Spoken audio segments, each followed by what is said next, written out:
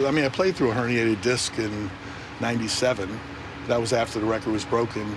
And I say that that was probably the most selfish that I felt in my career. Sometimes I thought unfairly I was called selfish because I wanted to play. But during the '97 season, I herniated a disc in my back in July. And the doctor told me that I'd be out 6 weeks. That was a good run and all that kind of stuff.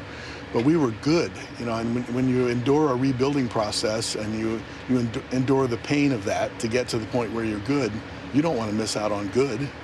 And so I said, if I can play, if I can endure the pain, would I do any permanent damage to myself? And the doctor said, no, I don't think so. And that was the hardest thing to get through. I played pretty well, contributed pretty well. We pushed the Yankees back, you know, in September, and we ended up winning the pennant. So that was great. The brawl in Seattle,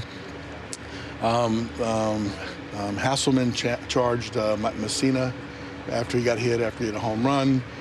There was some back and forth, but I remember running in to help Messina. I'm thinking, okay, and it looked like he was okay, so I turned my attention to the whole Seattle Mariners dugout. And as I turned, my foot slipped in the grass a little bit, and then I got hit by about 2,000 pounds of people.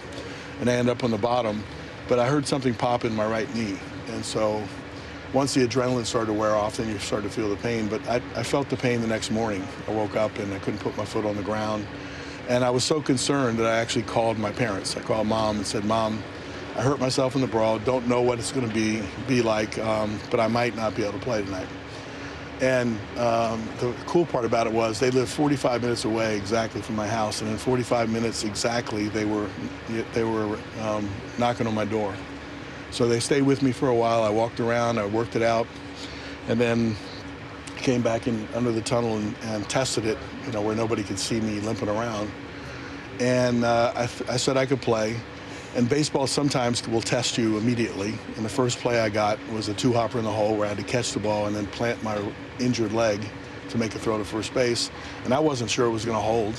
And I planted it and it held. And then, you know, it was a nagging injury after that. But, yeah, there were a few close calls like that.